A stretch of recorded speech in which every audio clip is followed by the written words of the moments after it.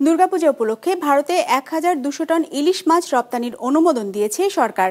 দাম নির্ধারণ করা হয়েছে অভ্যন্তরীণ বাজার মূল্যের প্রায় অর্ধেক, যা পুনর্বিবেচনার পরামর্শ দিয়েছেন বিশ্লেষকরা। আর ব্যবসায়ীরা বলছেন, রপ্তানি প্রক্রিয়া শুরুর পর দেশের বাজারে ইলিশের দাম আরও বাড়তে পারে।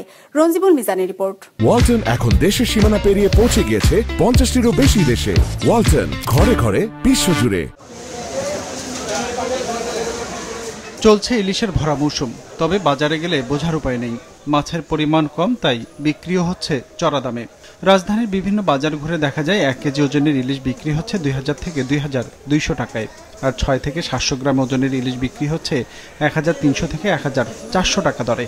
১ কেজি মাছ এখন ২,২২০, ঠিক আছে, আর ১ কেজির নিচেটা ১৮০০, ১৬০০, আগের থেকে ২-৩০০ টাকা কম। মাছটা ইন্ডিয়া চলে যাবে।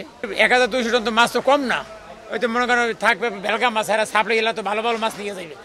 তারপর তা থাকবে মনে করেন তেমন সুবিধা না মাছ, এই জন্য মনে করেন এই একটু দাম আবার ২-৬ দিন গেলে আবার দামটা বাইরে যাবে। দেশের বাজারে যখন এমন উচ্চমূল্য, তখন ইলিশ রপ্তানি করতে যাচ্ছে সরকার। আসন্ন দুর্গাপূজা উপলক্ষে চলতি বছর ভারতে ১,২০০ টন ইলিশ রপ্তানির অনুমতি দেওয়া হয়েছে। দর নির্ধারণ করা হয়েছে $12.৫ বা ১,৫০০ টাকা। দেশের বাজারে যখন প্রতি কেজি ইলিশ ২,০০০ টাকার উপরে বিক্রি হচ্ছে, তখন সরকার নির্ধারিত দরে ইলিশ রপ্তানি কতটা লাভজনক হবে?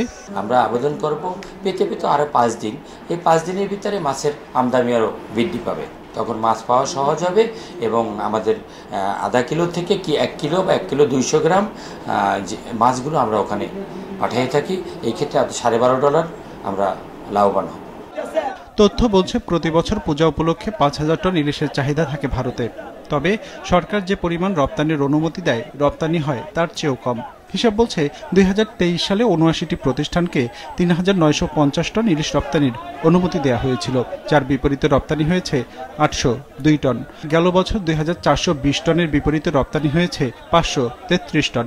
আর এবার ইলিশ রপ্তানির অনুমতি দেওয়া হয়েছে গেল বছরের প্রায় অর্ধেক। যে দামে ভারতে রপ্তানি করা হচ্ছে, সেটা বাংলাদেশের যেই বিক্রয় মূল্য তার চেয়ে অনেক কম।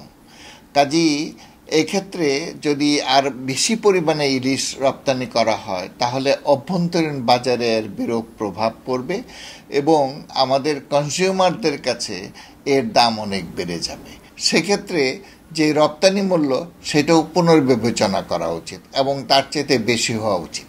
হিসাব বলছে, ২০২৪-২৫ অর্থ বছর ৯০,৬২০ টন মাছ ও মৎস্যজাত পণ্য রপ্তানি হয়েছে বিশ্বের বিভিন্ন দেশে, যেখান থেকে আয় হয়েছিল ৬,১৪৫ কোটি টাকা, যার মধ্যে ইলিশের পরিমাণ ছিল সামান্যই।